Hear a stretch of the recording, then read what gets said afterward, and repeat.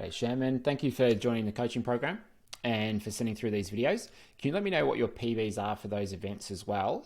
That way I'll know what we're working from and where we want to get to with them.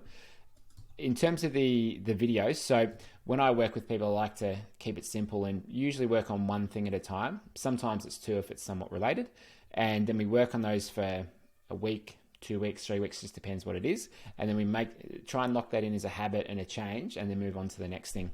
And in terms of what to expect going forwards, you might get faster initially, straight away, which is always good. However, it's not always the case. It just depends on what you need to work on. So don't worry if your times don't improve immediately. We're looking long-term here at getting long-term results. So by being patient with things, making changes in the right order, that's when we'll see the results. So I think of it's like building a house. We need to build on a strong foundation before we go to the frame and the roof and on from there. So that's why we don't want to just go straight to the catch, because that's more further along the line. Now, the first two things that I want to focus on is the kick, making that narrower, and then the reach, the length out in front. So let's have a look at I'll start with the reach, actually. That's probably a better one to start with. So if we look from the side view here we go. When we finish reaching forwards out in front, it's important to get to what I'd call the start of the catch, which is fingers below the wrist, wrist below the elbow, essentially straight out in front. So just reaching out, because the longer line you can hold or be in through that position, the more streamlined you'll be, the faster you'll go. Now you'll see with this left arm that we've got the fingers above the wrist, wrist above the elbow, so the opposite of what we want to go for there.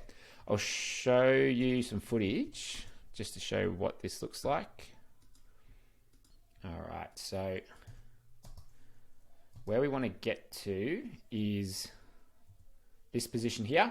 That's where you got fingers below wrist, wrist below elbow. As I said, essentially straight. Now, you don't need to get there straight away. You'll see with this from here, Kia, she enters, reaches forwards, and just gets down to that position there eventually. Same with this left one, enters, reaches forwards, and then gets down to that position here. And you can just see that difference. Now, you can see how she's holding a longer, straighter line through the body with that little bit of extra reach there, compared to if you're just swimming short with that elbow or arm a bit bent, as opposed to reaching out a bit more. Now, sometimes people are restricted because of shoulder mobility, or some people have broken their elbow and they can't straighten their arm or anything. So let me know if that's the case, but more than likely you can probably just lengthen out a bit more on that right side. And then somewhat similar on the right side. Let's just check it here.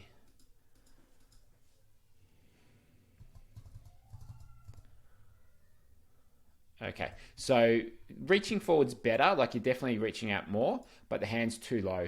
It's below the shoulder. Just get it further out in front, because again, that's going to be more streamlined. This cops quite a bit of drag, even though it doesn't look like it. That's a lot of drag that creates. So just keep that hand up a little bit higher for a little bit longer. So we'll work on that starting catch position, which is that position there. Fingers below wrist, wrist below elbow. Think about having your hand at underarm or shoulder depth there instead. So that's number one. I'll talk about how to work on that as well in a second. The other thing is just with the kick. So with the kick, see here with the kick, there's a lot of knee bend going on. Like see that, it's almost going to 90 degrees. All right. So that's creating a lot of drag. But yet you get more propulsion from that bigger kick, but it creates too much drag when the knee bends that much. Same on that, what's that left one as well. So I need you to tighten the kick up. You need to kick in a bucket. So I imagine you might have seen this in some of the videos anyway.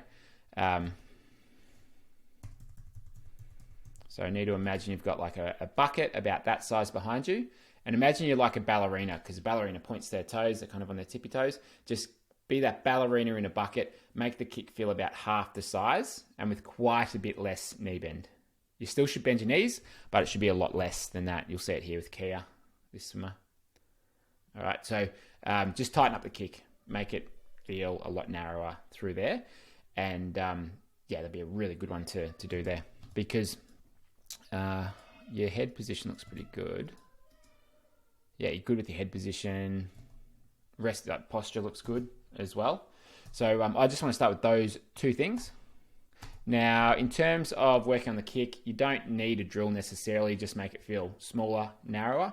With the reach part, the start of the catch, I would suggest doing like 6-1-6 drill, where you're doing 6 kicks on the side, take a stroke and swap, and do this with fins on, and then just keep repeating that. Now, when you're out in front, just make sure that your arm, your hand is in that position that we looked at, fingers at shoulder depth, and you're stretching out. Feel like you've got this piece of rope from your fingers to your toes, okay, that you're pulling taut. You've got to be long through the body. You've got to be long through here. Not as long as you can be, but get long generally, because that longer line is faster and it's more streamlined. So they're the first two things to work on.